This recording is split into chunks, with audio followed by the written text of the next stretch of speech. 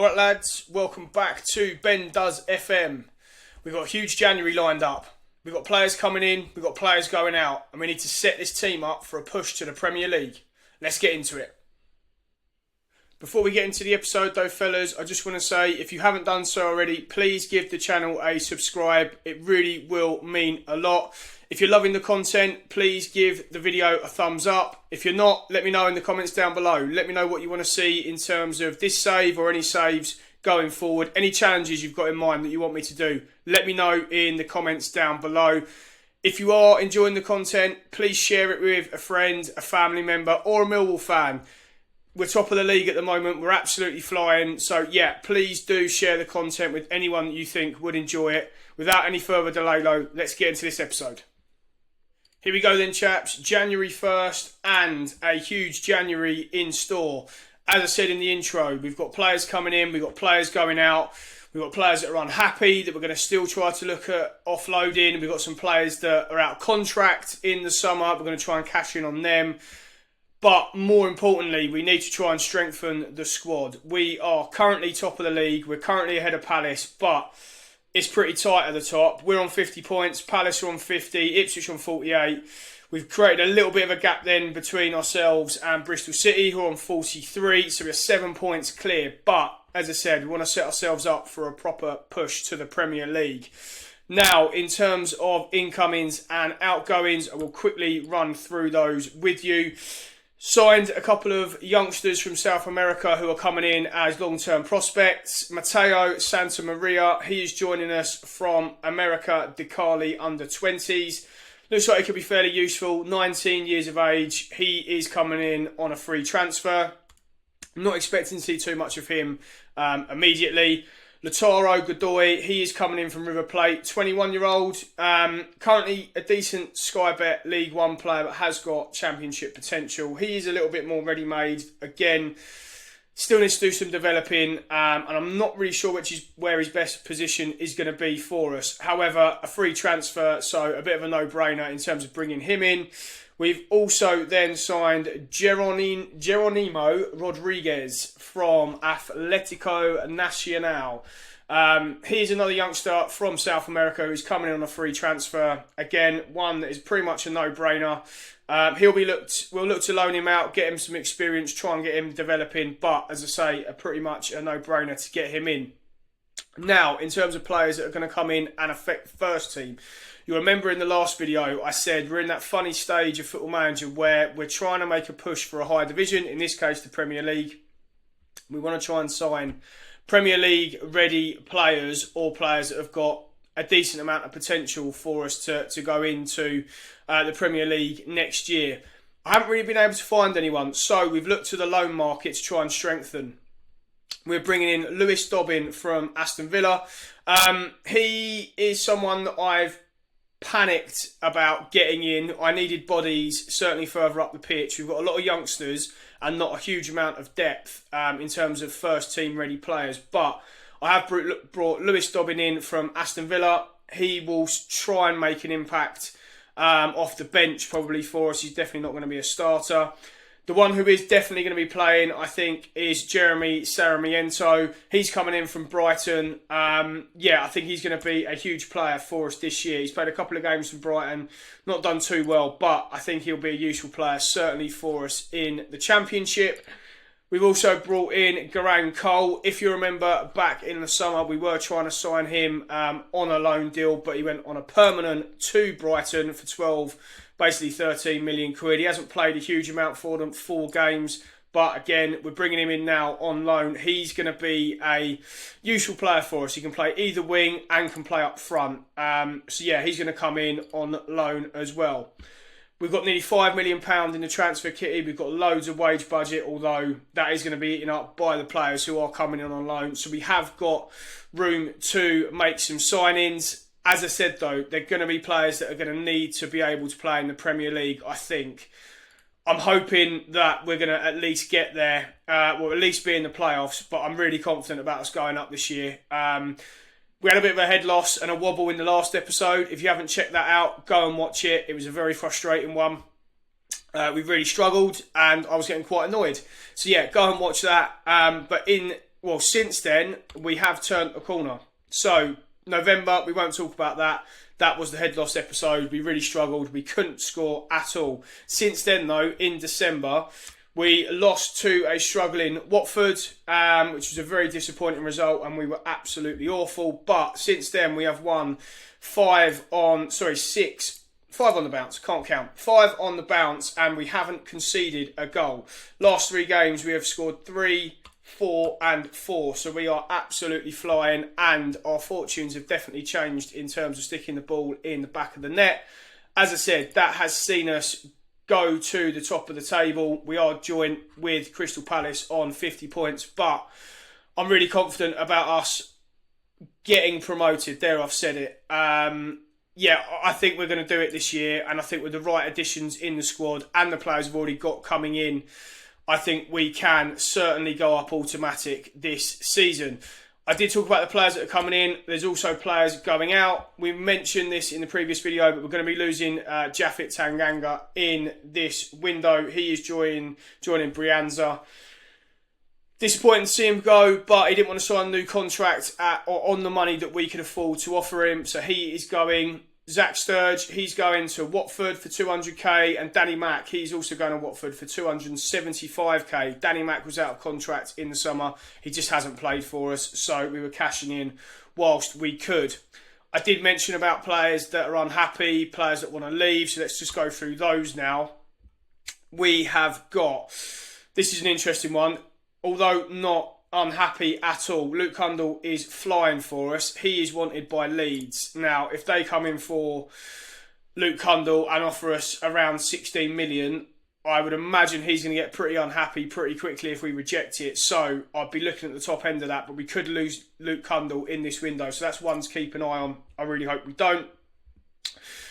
Marcel Lochter, he is up for sale. We're going to try and move him on in this window. If you remember back in the summer, we signed Emre Goke on a free transfer from Sivasspor. He has turned into quite a decent little player for us. Look at that value, 5.5 million to 8.5 million.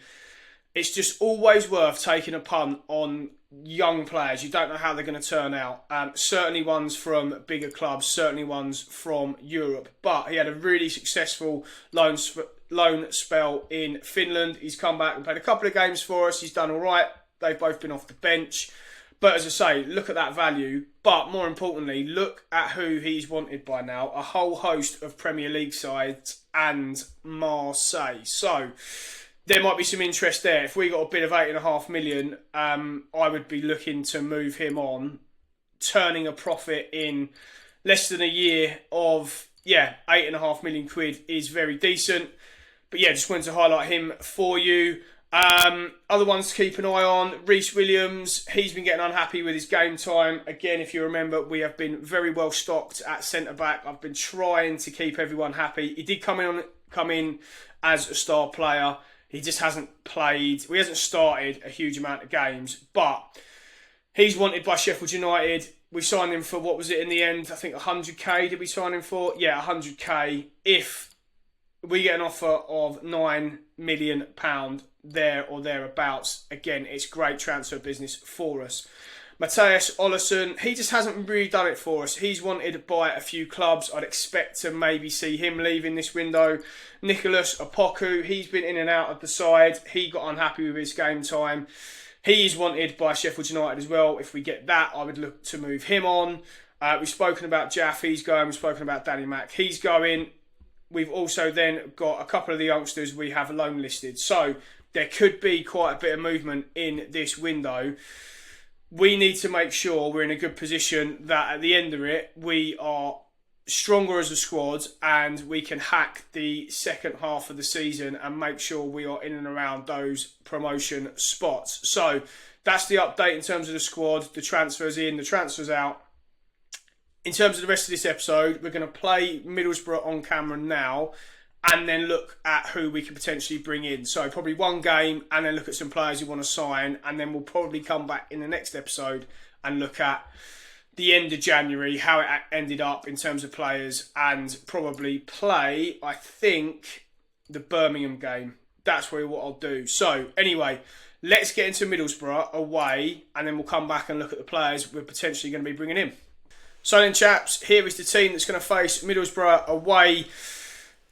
An important game for us. As I said, we're level on points with Crystal Palace, so it's all about bettering their results as we go. But this is the team. Matty Sarkic in goal. We're going to go with... Oh, we've got some players who aren't fit. Jaff is going to play his last game for the club just because... Yeah, he is the only fit centre-half by the looks of things. We're going to go then with Reece Williams and Coops on the left-hand side. We're going to switch them two round. Wing back right, we are going to go with Emil Krapf. Ball-winning midfielder, we're going to play Billy Mitchell. Left wing back, we're going to go with Bradarich. We're going to go with Garang Kuhl at the right side of midfield. Luke Cundle in the support striker position, shadow striker even. Gautier up wide left, and Josh Coburn up top against his old club. That's going to be the side, and I've got a few players in there that aren't fully fit, but that's going to be the team that is going to take on Middlesbrough. Right then, fellas, corner to Millwall here to start the game. Is that a penalty? It looks like the referee has signalled for a penalty. Let me know. I've changed the camera for this. Been having a little play around with it. But anyway, Josh Coburn stepping up against his old club. And just as we come back on camera, and the head loss was the last episode, Josh Coburn's missed another penalty. Hope this isn't going the same way. Anyway, as I was saying about the camera, we're going to go with a slightly different view. Again, let me know if you like it, don't like it. Just let me know in the comments. We're trying a few things around for the games. This hasn't started too well. Coburn's missed a penalty and is injured. And now Reece Williams has got injured. So, let's get Kimbula on. Let's take off Josh Coburn. Put Garang Kuhl up top. Let's bring Sarah Miento on. So that is a complete change after 18 minutes.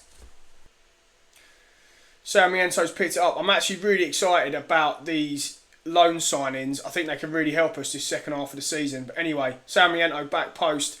Boro have done well there to clear it. We have nicked it back. Cundle, he's just a machine. 11th goal of the season for Luke Cundle. Mill will go 1-0 up, and that is a huge start, especially after a penalty miss from Josh Coburn. We nicked it hard up the pitch. This is a great finish. What a strike from Luke Cundle. 1-0 Lions. As we're going to go through, we are going to be obviously keeping an eye on Crystal Palace. They are currently winning because we're level on points with them. Who are they actually playing today? They're away at Sunderland. They did go 1-0 down as well. So if Sunderland could nick one, I would be very thankful. But we got to win here first and foremost. Jaff's last game for us today. It is a little bit sad to lose him, but as I said, we certainly couldn't offer him that 50 grand a week that he wanted. Anyway, Middlesbrough on the attack here, and they've just punted it straight to Sarkic, so that is handy. But yeah, Jaff's last game, did want to try and keep him, but 10 million quid, yeah, pretty happy with that, and he's allowed us to get some more players in. Sarmiento's picked it up. Cundle's now getting it forward to Kuhl. Don't think much has happened there, unless that we were seeing if that had crossed the line, but that was a pretty poor highlight. Yeah, it looked like it was just going to be a goal line technology highlight, which isn't great. Looks like we're going to go in 1-0 up at half time. I always say this and something happens, unless we can try and nick it. But back to Deng. We have nicked it. Cundle's nicked it off the Middlesbrough centre half. Ott's going to get this in the box. Garang Kuhl has a huge chance to make it 2-0, and now Middlesbrough are going to get another opportunity. It looks like they are. It's taking a deflection. What a save that is from Matty Sarkic. It's all happening here in added time.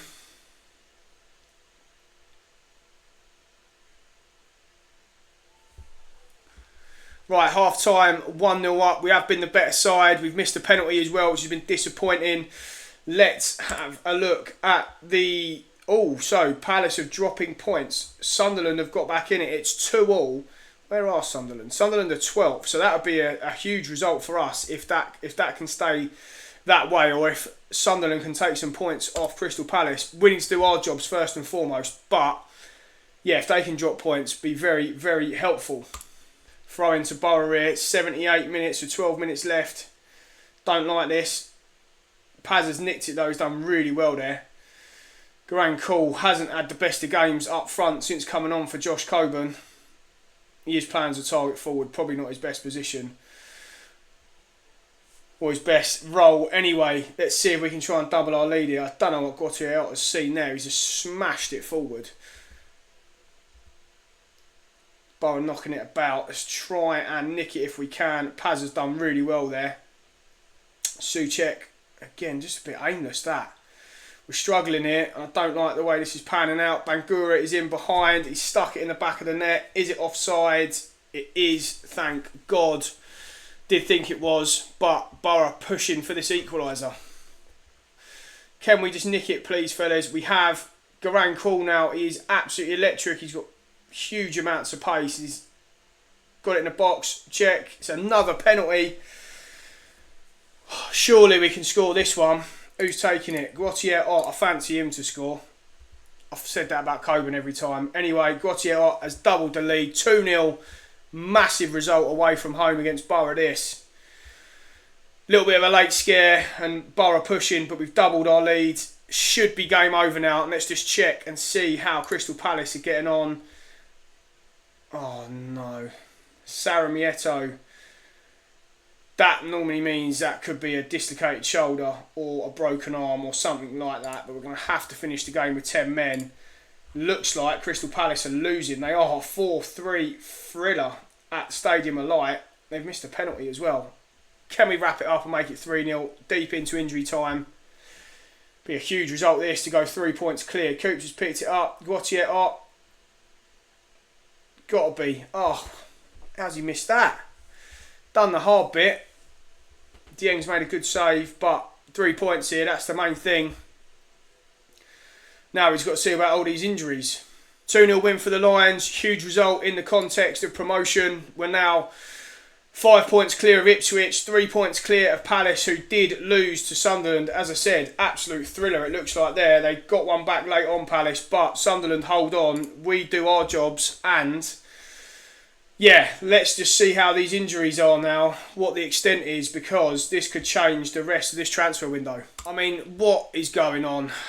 Saramiento plays one game for us and he's out for 6 to 8 weeks with broken ribs. What a nightmare. Rhys Williams, 4 to 7 weeks, twisted ankle. Oh, it's just not ideal. Coburn's out for 5 to 6 days, but yeah, those injuries have taken a little bit of a shiner off that result. Frustrating. That is going to change what we're going to be looking for now, but let's start to get into those players and have a look at who we can potentially bring in.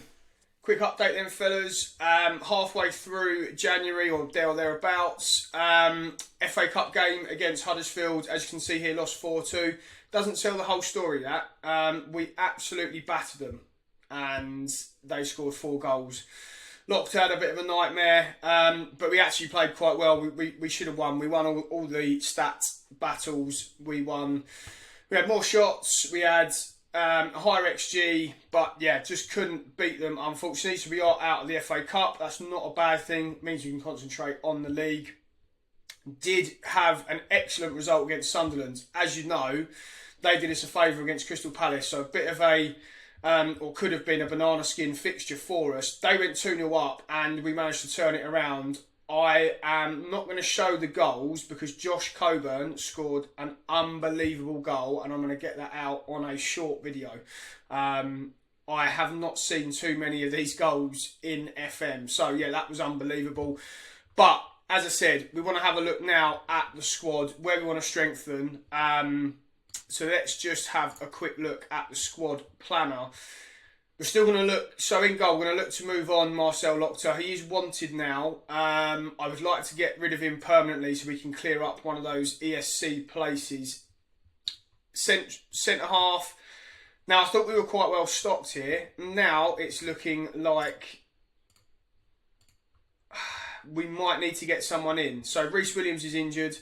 Zivkovic has played a lot of games for us, and Kumbula. They're sort of the main 3 that we'd be looking at. We've obviously got Coops, we've got Aaron Cashin. He could be getting recalled, but he's lurking as a squad player for us at the moment. But yeah, he could be getting recalled because he hasn't played much at all. So we might have a look at getting maybe a young centre half in. maybe one that's not expecting a huge amount of game time. Right wing back, we probably need to strengthen here or get someone else in. We've got Emil Krapf and Jefferson Paz. Mazilu can play there, but definitely not playing him at right wing back. Holding midfield, we are still looking to get rid of one of these three. Souček is the one again, so we could potentially clear up one of these ESC places. Ollison did reject a move away. I can't remember who it was, but he did reject a move away. Left wing back, we're pretty well set. Don't need anyone there. Although Joe Bryan has handed in a transfer request. He wanted more game time. He hasn't got it. He is 31, so if we get 5 million for him, I think we'd look to move him on. Forward areas now, I think we are pretty well set just from all the loans that we've had in. Triple B, he looks like he's going out on loan to Wigan. I'm actually going to put Victor Munoz up for loan as well. He just hasn't played, so want to make sure he is getting some game time. Now, this position, the shadow striker, is one that we potentially could look at. Negley, he's not going to be good enough for the Premier League. I'll almost certainly be moving him on if we do get promoted. He's probably okay for now. Dobbin can play in there. We have got Latoro Godoy, so maybe we bring him up to the first team from the under-21s, and maybe he comes in as the shadow striker as well. He's actually not got bad stats. In fact, we're going to do that. He's going to come up to the senior squad. So yeah, the interest from Luke Cundall has now gone, which is the main thing. Wide left, again, we're pretty well set, I think. There is interest in Adam Mayer. We might look to move him on loan. Up top, this is probably the one position that we could strengthen in. Obviously, Josh Coburn is our main centre forward. He plays a lot of games for us. Ivanovic is progressing, but in terms of the long-term centre-forward position at this club, is Ivanovic in FM24 the man for us? I'm not so sure. Says he can get up to a championship standard in terms of his potential. We might just give him some more game time this season, but I think after that, again, if we go up, we might lose Ivanovic. Perez Ticker, as I've said, we've been training him to play out there. He still hasn't picked that position up, which is a little bit frustrating. We've also lost a lot of value in terms of what we bought him for. Let's just go back. Obviously, we paid £1 million. He's only valued at £1 million at the top end, so that's not ideal. So I think what we're going to potentially look at is a centre forward, possibly a defensive midfielder, possibly a young centre back. And we're probably going to need another backup keeper if Marcel Lochter moves on. So that's the squad where we need to strengthen. Going to take a look now and have a look at some players that we might be interested in. So then, fellas, first major signing in the January window, Valdemar Bajskov from Middlesbrough is joining us for £6 million. A huge amount of potential. In terms of the deal, like I've been saying, we're in that funny period of trying to sign players that are good enough for us now but can also transition to the Premier League. He definitely is one of those players. I think he can come in at 19 years old, make an instant impact, can play all across that attacking midfield line, which is great. I definitely think we're going to use him as a winger with those physicals, acceleration, agility and pace, all pretty good. So he's going to be coming in, as I said, £6 million. That isn't all up front, so I'll just show you through what we've done in terms of the deal. Can't go into it now. As you can see there, £2.5 million up front, rising to 6 in terms of instalments. Now, I've highlighted this before as well in the videos. This budget will just disappear at the end of the season, so it's very much a use it or lose it situation. It doesn't get added on to next year's budget in any way. So, want to use this money as well. I want to spend it all basically in this January window. So if we get to where we are now, we'll probably look to just bring some youngsters in. But if we can bring people in like Bajskov, who can affect the first team now and hopefully turn into a Premier League player in the future, that is perfect. But Bajskov is joining us from Middlesbrough. So then, chaps, we are at transfer deadline day. A couple of deals just to talk through in a sec, but We are going to take part in deadline day and see if we can spend the remaining of the transfer budget. So let's get into it. In terms of players coming in, I'll just show you who we have got some bids out for. Alexander Timchuk, free transfer. He's been released by Dynamo Kiev. Looking to get him in. We do face competition for his signing. Luton, Palace and ourselves all in. He's 28. He will be a natural progression from Emil Krapf. We'll probably look to move Krapf on in the summer. Kota Takai, he's coming in as a centre-half on loan from Spurs. I was actually looking at him. We might try and sign him in the summer if we do get promoted. So I wanted to bring him in, see what he can do. 6'4", can play either side of the three because he's got a decent left foot and obviously he's right-footed. Heading, marking, passing, all very good. So yeah, we're going to bring him in, see what he can do. Matt O'Reilly, he is someone who's been transfer listed from Brighton. Now, he does obviously play in a deeper central midfield role, but he can play in the shadow striker position. He'll be an excellent signing for us. He does want a decent wage. He wants 44 grand a week. That's the only sticking point there. And Pape Fiora will come in, looks like, as a youngster. 700k, I think, 650k is the bid in for him. Outgoings, not much happening. So we are potentially only spending 1.9 million with 4 players coming in, and they will definitely strengthen the squad for the second half of the season. That's it at the moment. Let's see if we do try and get anyone else in. As I say, we'll try and spend as much money as we can because it will be a use it or lose it situation with the budget. So chaps, 8 hours left in the window. A quick update for you. We have completed the signing of Kota Takai from Spurs on loan. Matt O'Reilly has come in from Brighton. I think that's a great bit of business for 1.2 million. Pape Fiora from Partizan has come in. He has come in without a work permit, so we will look to loan him out. A couple of outgoings. Matthias Olsson has gone to Lorient for 3.1 million. If you remember, we signed him last year on a free transfer. Hasn't really done what I hoped and expected him to do. So 3.1 million he has gone to Lorient for. That's a good bit of business in my opinion. Tyrese Hall has gone out on loan to Colchester. Just a quick one on him. If you remember, we signed him for 325k from Spurs. He's improving and improving quickly. And look at that rating. It's shot up to nearly £7 million on the top end. So couple of quick incomings as well, potentially. Jay Gorta, he's going to come in potentially as a backup goalie, though that will depend on Marcel Lochter. We had a bid come in for Lochter, which was accepted. He then refused it, but we are still trying to get rid of him. So we'll probably just likely push Jay Gorta until we know what's going to happen with Lochter. Alexander Timchuk hasn't made his mind up yet about what he's doing, but they are the only 2 potential incomings at the moment. We've still got £2 million in the budget. We might also leave that for the Wonder Kid or the Next Gen release, so we might see who's on that and see if we can pick anyone up. Hopefully then, knowing our fate. Just in terms of the league as well, a quick update. We're level on points with Palace. We're 7 points clear now of Ipswich in third. So we've put ourselves in a good position. We had an absolute stinker against Derby. Didn't offer anything. We were terrible. They battered us, to be perfectly honest. It was a bit of a weird game. They played the same formation as us and completely cancelled us out. So that's something to keep an eye on. But then went on and battered Birmingham 4-0.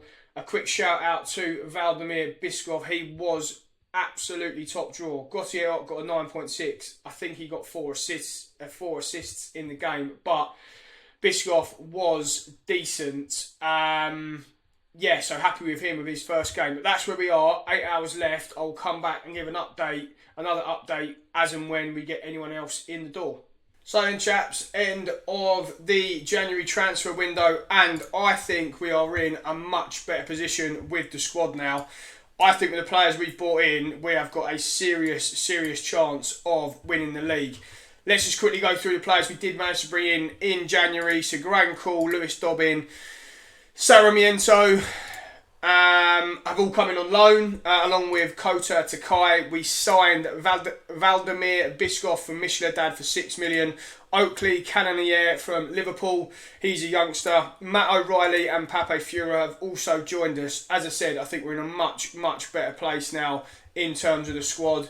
In terms of outgoings, we've seen Tango leave for 10 million. We've seen Ollison leave for 3.1 and a hell of a lot of loans in between that. Someone else just to call out, Apoku went to Montpellier. There was an obligation to sign in that deal as well. So he's gone out on loan, a free transfer that we've turned into, I think, about £7 million. So we've done well out of that one. As you can see, also in a transfer profit, which is always good. I think we're in a good place. So that's going to be the end of the episode. As ever, like I always say, if you haven't done so already, please give the channel a subscribe. It will mean a hell of a lot. If you enjoyed the video, please give it a thumbs up. Any of the signings in there that you're interested in, let me know in the comments down below. Who do you think I've overpaid for? Who do you think is going to be key for us moving forward in the back end of the season? Who have you disappointed that we've got rid of? Let me know in the comments, and we will see you on the next episode.